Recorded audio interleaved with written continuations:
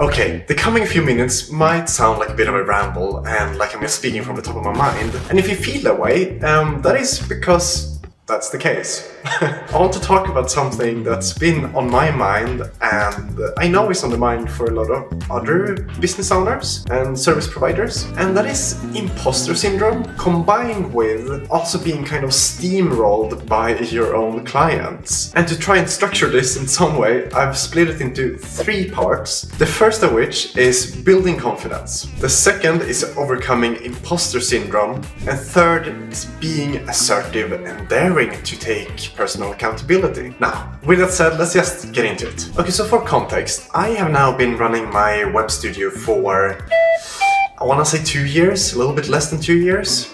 Maybe I said something else in another video.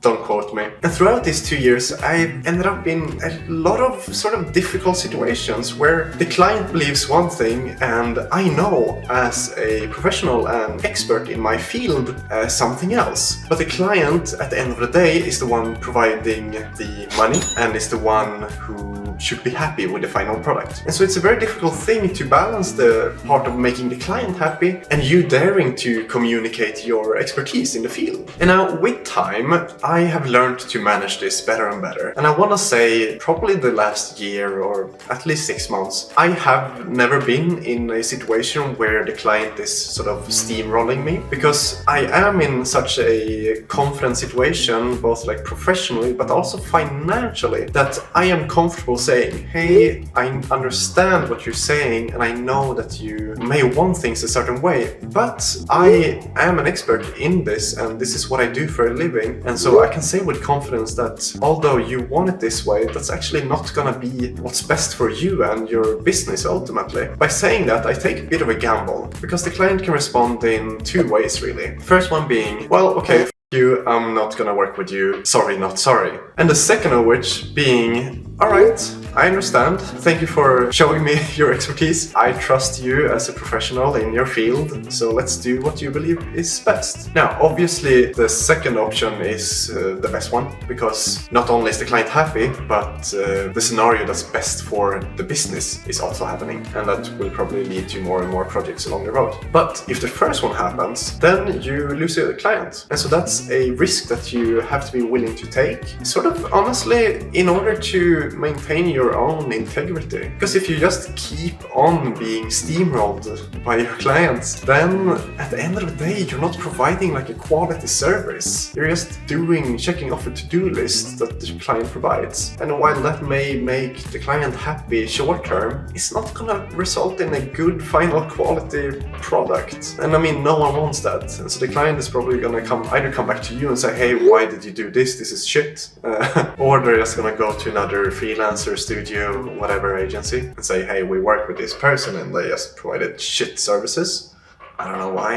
And so to be able to say what you believe to be best, that goes into point number 1, which is building your confidence. And I could map out like step by step, 1, 2, 3, do this and you're gonna be the most confident professional ever to be seen. But I don't think that's something that will actually work long term, because I believe confidence is something that has to come from within. And not to go all woo-woo and therapist on you, I really believe no one else but you can build your own confidence. And that goes for personal situations as well as professional ones, which we're talking about now. But to list out a few ways that my confidence has grown is throughout time, as I've worked on bigger and larger budget projects. I have naturally felt more confident in my ability to deliver a quality product, and by extension then knowing that, hey, my expertise is actually valid. Because a lot of the time when a massive client approaches me or an agency wants to work with me on a massive project, it might feel a bit daunting at first, and I'm like, oh shit, okay, like this is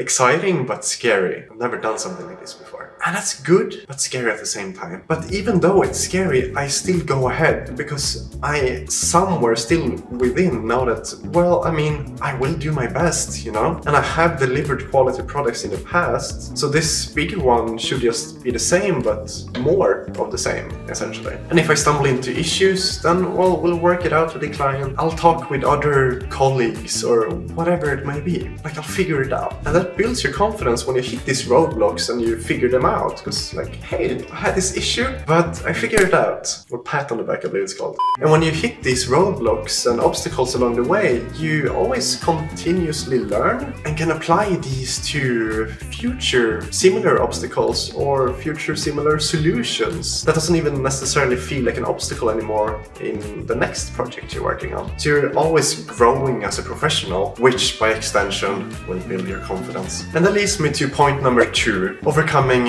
imposter syndrome. And now this is basically an impossible one. I've spoken to friends who are like multi-100,000 revenue per month business owners, and they still feel a sense of sort of imposter syndrome. Well, hey, who am I to speak on this? I only run this business, right? I think that's a natural sort of thing just we humans do. And honestly, if I will be completely honest, I think it's a good thing. Let me explain why. Because if you feel a sense of imposter syndrome, it means that you know that you know certain things, but you also know that you don't know other things. Very simple, right? But that means that you acknowledge that, hey, there are other people that know things that I don't. And so there are opportunities for me to learn. So that's the positive side of it, that you know that there's more knowledge to be gained. But the possibly negative side to that is that it may impact you and your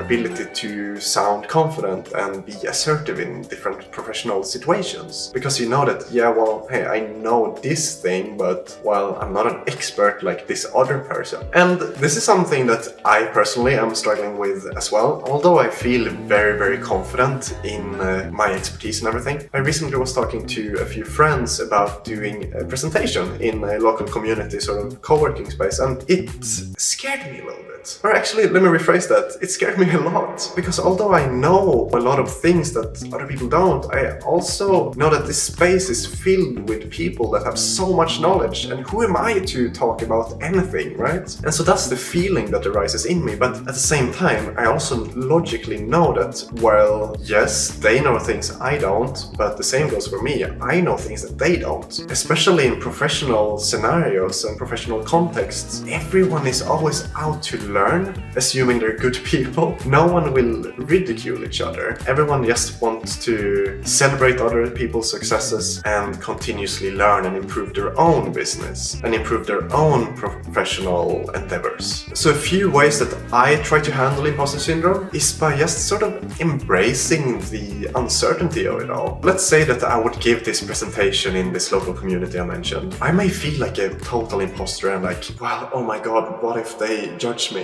Well, so be it. You know, like, if they judge me, they're the fools. Because I still speak, like, my truth, you know? And I still speak what I believe to be good knowledge and good value. I'm giving out this value and knowledge for free. So, like, if they don't vibe with it and if they don't want to take that, that's their fault. Like, that's not my issue. I'm still doing my best, right? And then another way is I also rely quite heavily on my professional and also just personal network. I am constantly boosted by my friends who say like, oh, you're so good at what you do, and like, hey, I didn't know this, like, wow, thank you for your help. And that confirms that, hey, I have knowledge that is valuable to someone out there. It doesn't have to be everyone, but someone. And the same thing goes for more professional acquaintances, because they pay me, they work with me. And so that means that I must have some kind of valuable knowledge that makes them willing to pay me money for that knowledge. So that's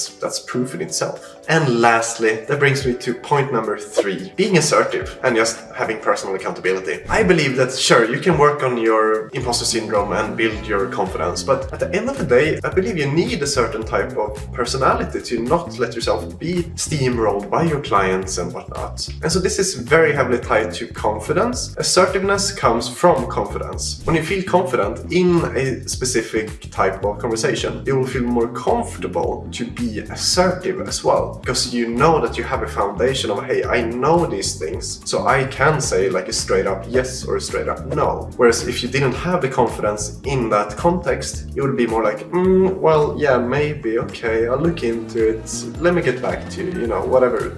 Responses like that. So I'm not really gonna dig any deeper into that. Let's go back to point number 1, build your confidence. And then the reason I mentioned personal accountability is because sometimes you're wrong, and that's okay. So let's say that you are super assertive and you have all the confidence in the world and you know what you're talking about. But then at the end of the day, you still ended up being wrong. Shit, what do I do now? And that's just part of life, like that's part of being a professional, to be able to accept that, hey, I have a lot of knowledge, but this time I was wrong. And I believe that builds in itself a sort of confidence, being able to allow yourself to be wrong. But like, hey, my personal value is not affected by me being wrong on a topic or subject. And that's pretty much all I had to say on this one. I hope you could follow along my ramble of a video. I hope you took away some kind of value from it at least. And if you did, let me know what in the comments down below. Don't forget to hit like and subscribe, and I'll see you next week. Bye bye.